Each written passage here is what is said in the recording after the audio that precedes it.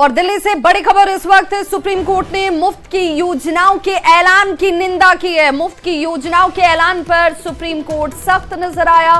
मुफ्त की योजनाओं के ऐलान पर सुप्रीम कोर्ट की तरफ से एक अहम टिप्पणी की गई। लोग काम करने के इच्छुक नहीं हैं। सुप्रीम कोर्ट ने कहा, मुफ्त राशन मिलने से लोग काम नहीं करना चाहते हैं। लोगों को बिना कोई काम किए पैसे मिल रहे हैं।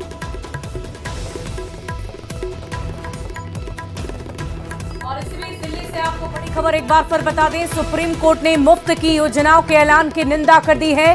मुफ्त की योजनाओं के ऐलान पर सुप्रीम कोर्ट सख्त नजर आया। मुफ्त की योजनाओं के ऐलान पर सुप्रीम कोर्ट की यह अहम टिप्पणी, लोग काम करने के लिए इच्छुक नहीं हैं। और महाकुंभ में आज माघी पूर्णिमा का महास्नान जारी है। महाकुंभ में श्रद्धालुओं की भारी भीड़ उमड़ पड़ी है और ऐसे में सरकार और प्रशासन दोनों ने सब कुछ कुशल मंगल तरीके से कराने के लिए पूरे इंतजाम कर लिए हैं। आज माघी पूर्णिमा पर लगभग 4 करोड़ लोगों के स्नान का अनुमान है और ऐसे में तैयारी भी उसी हिसाब से रखी गई है।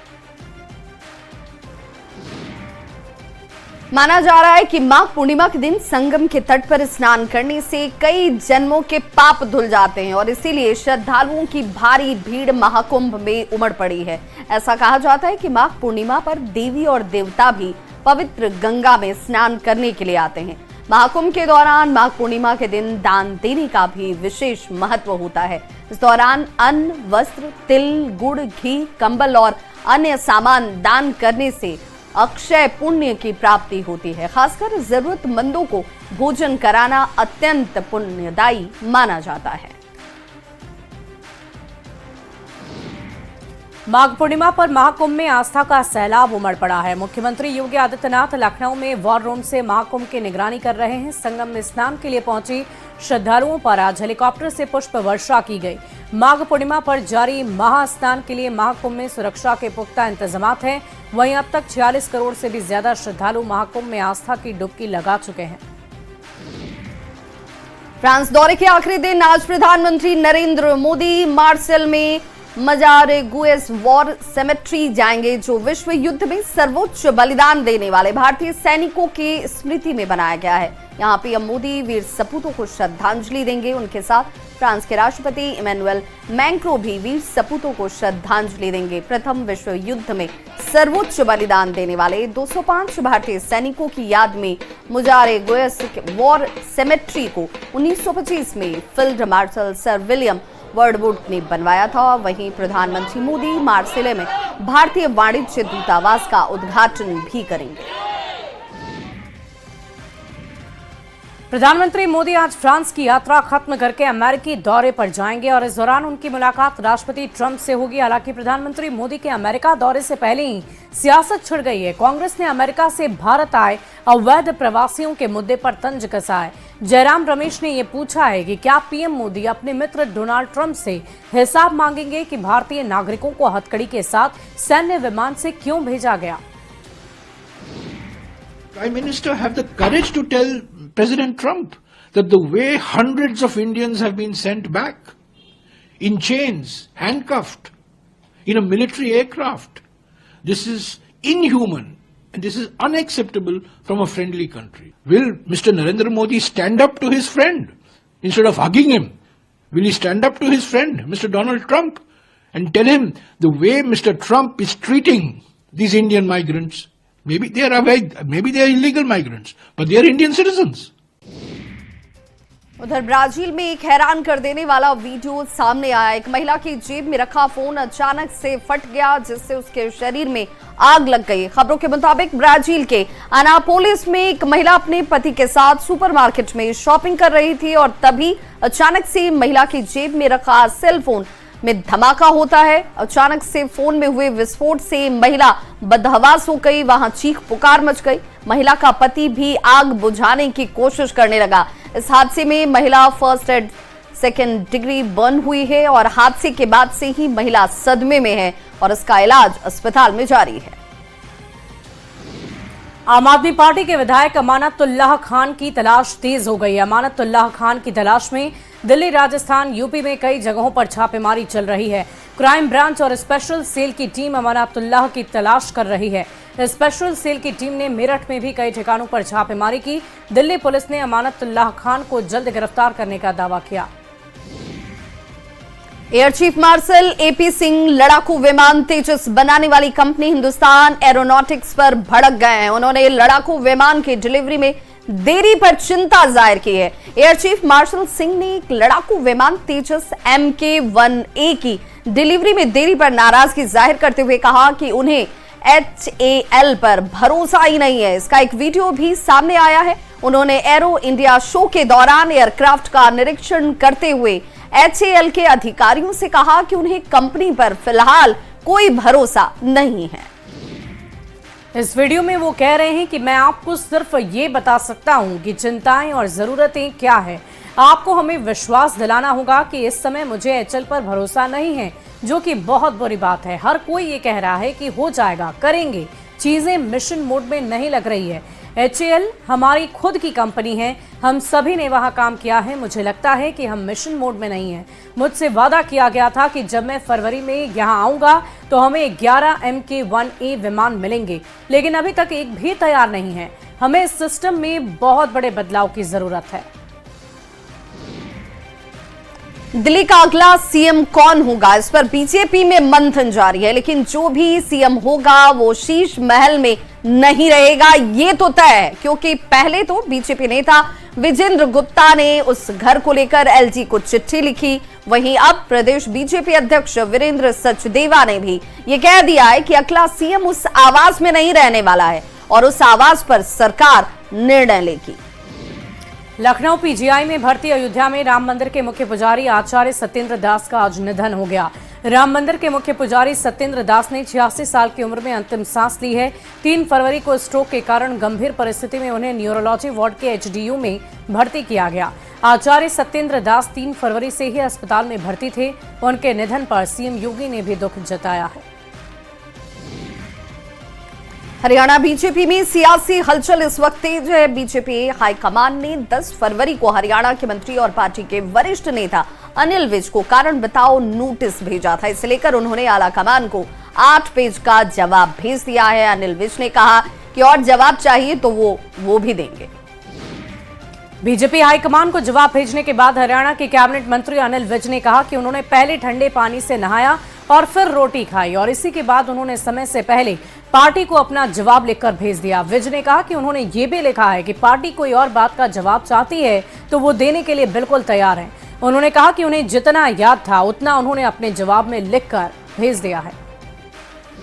3 दिन से तो बाहर गया हुआ था, बेंगलुरु गया हुआ था। वहाँ से मैं रात आया, घर गया, ठंडे पानी से नहाया, रोटी खाई और बैठकर मैंने जवाब लिख दिया। और आज मैंने समय से पहले 3 दिन का समय दिया गया था, मैंने जवाब भेज दिया। मैंने उसमें ये भी लिखा है कि अगर किसी और बात का आपने जवाब चाहिए तो मुझे दे दें, वो भी मैं लिख के दे दूँगा। जितना मैं याद कर सका, जितना मैं सोच सका, वो मैंने लिख के दे दिया। मुझे कुछ मालूम नहीं है। माघी पूर्णिमा पर श्रद्धालुओं का जनसैलाब उमड़ पड़ा है। तीर्थयात्रियों की भारी भीड़ को देखते हुए भारतीय रेलवे ने प्लान लागू किया है। सुगम और सुरक्षित रेल यात्रा के लिए रेलवे ने स्टेशन परिसर में यात्रियों का प्रवेश केवल सिटी साइड प्लेटफॉर्म नंबर 1 से ही कराया जा रहा है, जबकि निकासी स्टेशन के civil line side platform number 6 और 10 की ओर से किया जा रहा है। श्रद्धालुओं को पहुंचाने के लिए 288 स्पेशल ट्रेनें चलाई गई हैं। खबर अयोध्या से, जहां माघी पूर्णिमा का स्नान रामनगरी में चल रहा है। सुबह से ही सरयू नदी में स्नान के बाद पूजा पाठ दान का दौर जारी है। श्रद्धालु राम मंदिर जाकर रामलला के दर्शन तो कर ही रहे, वहीं हनुमानगढ़ी जाकर पूजा अर्चना भी कर रहे हैं। माघ पूर्णिमा पर स्नान और दान का काफी विशेष महत्व होता है। ऐसी मान्यता है कि आज के दिन भगवान विष्णु और लक्ष्मी की पूजा करने से समस्त समस्याओं का समापन होता है, जीवन में सुख और समृद्धि आती है। तो माघ पूर्णिमा पर धर्मनगरी वाराणसी में श्रद्धा और भक्ति का संगम देखने को मिल रहा है। माघ पूर्णिमा पर काशी के गंगा घाटों पर लाखों श्रद्धालुओं ने स्नान किया। तड़के से ही गंगा घाटों पर श्रद्धालुओं की भारी भीड़ उमड़ी हुई है।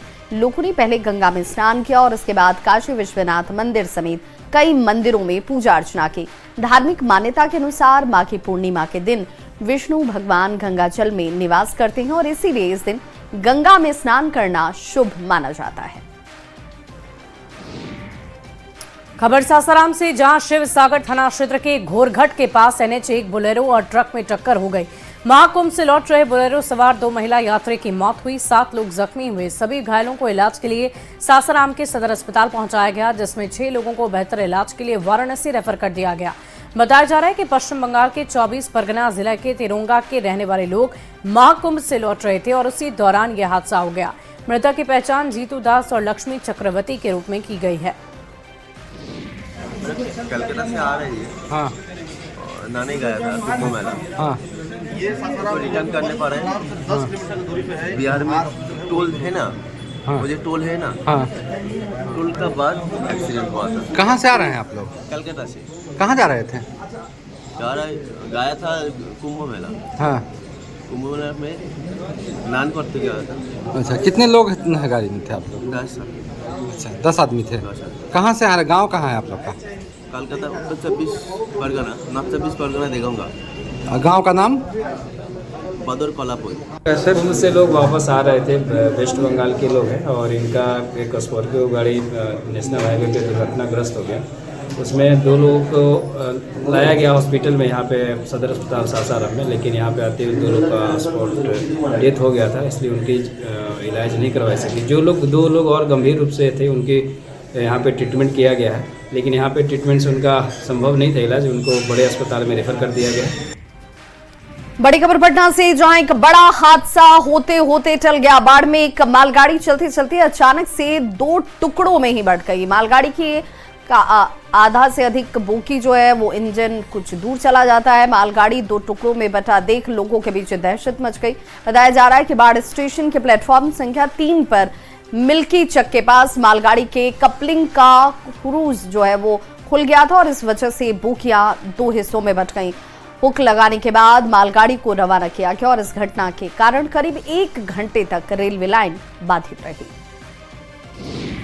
बिहार में लाखों उपभोक्ताओं के सिम को बंद किया जाएगा। साइबर ठगी को देखते हुए ये बहुत बड़ा निर्णय लिया गया है। बिहार में 9 से अधिक सिम रखने वाले उपभोक्ताओं का 10वां या उसके बाद वाले नंबर बंद कर दिए जाएंगे और ऐसे 27.55 लाख नंबर की पहचान की गई है। दूरसंचार विभाग में ये नंबर चिन्हित किए गए हैं। फिलहाल विभाग ने इन उपभोक्ताओं को जानकारी देकर 9 सिम चयन करने का विकल्प भी दिया है। बिहार में लाखों उपभोक्ताओं के सिम बंद होने वाले हैं। भारत सरकार ने साइबर ठगी को देखते हुए एक बड़ा निर्णय लिया है। बिहार में लगभग 27,55,000 ऐसे उपभोक्ता हैं जिनके सिम को बंद किया जाएगा। पहले कोई आंकड़ा नहीं था, आप कितना भी सिम अपने नाम रख सकते थे, लेकिन अब दूरसंचार विभाग की तरफ से एक बड़ा निर्णय लिया गया है और बिहार के लगभग 27,55,000 ऐसे उपभोक्ता हैं जिनको चिन्हित किया गया है और उन्हें बताया गया है कि बिहार में इन उपभोक्ताओं के नंबर बंद किए जाएंगे। इन उपभोक्ताओं को चिन्हित कर लिया गया है। दूरसंचार विभाग ये नंबर चिन्हित किए हैं। फिलहाल विभाग ने इन उपभोक्ताओं को जानकारी देकर 9 सिम चयन करने का विकल्प दिया है। अगर उपभोक्ता इसकी जानकारी नहीं देंगे तो दूरसंचार विभाग 9 सिम के बाद रेडमली बाकी सिम को बंद कर देगा। आपको बता दें कि जिस तरीके से देश हो या बिहार साइबर ठगी लगातार बढ़ रहा है, इस साइबर ठगी पर लगाम लगाने के लिए दूरसंचार विभाग ने ये कार्रवाई करने की जो शुरुआत है वो करने जा रहा है। राज्य में 5,000 से अधिक ऐसे लोग हैं जिनके पास 5 से 6,000 सिम है। वही हजारों उपभोक्ताओं के पास 9 से ज्यादा सिम है। ऐसे लोगों को चिन्हित करने के बाद फिलहाल 90 दिन का समय दिया गया है। इस दौरान अगर उपभोक्ता अपने 10वें सिम या उसके बाद के सिम को बंद नहीं करते हैं तो विभाग खुद ही सिम को ब्लॉक कर देगा। आपको बता दें कि जिन उपभोक्ताओं को पकड़ा गया है उनके अलग अलग कंपनी के सिम है। जहां सरकारी कंपनी के 3 लाख सिम है, वहीं निजी कंपनी के 24 लाख सिम चिन्हित किए गए हैं। दूरसंचार विभाग ने संबंधित कंपनियों को इसकी जानकारी दी है उपभोक्ताओं को भी मैसेज दिया गया है, उनको भी बताया जा रहा है कि अगर आपके पास 9 सिम है तो आप रख सकते हैं, 9 के बाद अगर 10वां सिम आपके नाम है तो आपको चिन्हित करना होगा कि कौन कौन सा सिम आपको रखना होगा। अगर आप चिन्हित नहीं करते हैं तो 9 सिम के अलावा जितने भी सिम आपके नाम पर होंगे उन्हें ब्लॉक कर दिया जाएगा। यानी बिहार में लगभग 28 लाख उपभोक्ता ऐसे हैं जो 9 से ज़्यादा सिम अपने पास रखते हैं, उन सिमों को अब चिन्हित कर ब्लॉक किया जाएगा। विनीता मिश्रा, न्यूज़ 18 पटना। खबर सिवान से, जहां नगर परिषद के सफाई कर्मचारियों के हड़ताल पर चले जाने की वजह से शहर के 15 वार्डों में सड़कों की सफाई के साथ ही कूड़े का उठान हो ही नहीं पा रहा। सफाई कर्मियों का 3 माह से वेतन नहीं मिलने को लेकर पूर्व में ही काम ठप कर देने का ऐलान था और कर्मचारियों ने नगर परिषद गेट पर जमकर प्रदर्शन किया। हड़ताली सफाई कर्मियों ने नगर परिषद कार्यालय पर प्रदर्शन करते हुए सभापति और कार्यपालक पदाधिकारी के खिलाफ जमकर नारेबाजी की। वहीं दिल्ली विधानसभा चुनाव में कांग्रेस की लगातार तीसरी बार करारी हार के बाद कांग्रेस सांसद तारिक अनवर के अपनी ही पार्टी पर सवाल उठाने पर बिहार की सियासत गर्म हो गई है। सांसद तारिक अनवर के संसदीय क्षेत्र के कांग्रेस नेता कांग्रेसी गठबंधन को लेकर क्या चाहते हैं, इस पर उन लोगों से बातचीत की गई है। कांग्रेस के दिग्गज नेता सह कटिहार सांसद तारिक अनवर सोशल मीडिया में एक पोस्ट करके बिहार की राजनीति नहीं देश की राजनीति में भी खलबली मचा दी है। दरअसल वो अपने ही पार्टी से राजनीतिक रणनीति स्पष्ट करने की बात कर रहे हैं। ये इशारा कहीं ना कहीं राजद के लिए हैरान करने वाला है। बात करते हैं कटिहार के जो संसदीय क्षेत्र है, तारिक अनवर को जानने वाले समझने वाले लोग हैं और तारिक अनवर के इस पोस्ट का क्या मायने है, इस पर कटिहार के कांग्रेसियों से बात करते हैं। कैसे देखते हैं तारिक अनवर के इस पोस्ट को, कैसे देख रहे हैं आप लोग, क्या समझते हैं? कटिहार के लोकप्रिय सांसद तारिक अनवर साहब ने बिल्कुल सही एक्स पर लिखा है। उन्होंने जो लिखा वो कटिहार ही नहीं पूरे बिहार की कांग्रेसियों की आवाज़ बन के लिखा है। कांग्रेस को यह तय करना होगा कि आगे आने वाले दिनों में वो बैसाखी पर कितनी देर तक और कितनी दूर तक चल पाएगी। संगठन में जो मूलभूत परिवर्तन, जो जरूरी परिवर्तन है वो जरूरी है ताकि कांग्रेस फिर से अपनी खोई हुई गरिमा को प्राप्त कर सके और कांग्रेस फिर से सत्तासीन हो सके। एक चर्चा होता है दिल्ली में, आप पार्टी को इस तरह गच्चा दे दिया, क्या बिहार में अब राजद को गच्चा दे देंगे? तारिक अनवर के इस पोस्ट को क्या इशारा करते हैं आप लोग, जो कांग्रेस से किस तरह से देख रहे हैं? जी, हमारे माननीय सांसद जनाब तारिक अनवर साहब जो ट्विटर हैंडल पे जो बोले हैं बहुत अच्छा बात बोले हैं, इसलिए कि हम लोग युवाओं बहुत मेहनत से हम लोग पार्टी का मतलब बूथ लेवल से लेकर के ऊपर तक हम लोग मेहनत करके हर कार्यकर्ता कार्य करने का काम करते हैं। लेकिन जब सहयोगी से गठबंधन हो जाता है, हम लोग को सम्मानजनक सीट नहीं देते हैं, नहीं देने के कारण हम लोग का कार्यकर्ता ज़मीनी स्तर से फिर जीरो पे चले जाते हैं। क्या परिचय दीजिए? मोहम्मद इश्तियाक आलम, प्रदेश महासचिव युवा कांग्रेस। नहीं, ये प्रेशर पॉलिटिक्स नहीं है सर।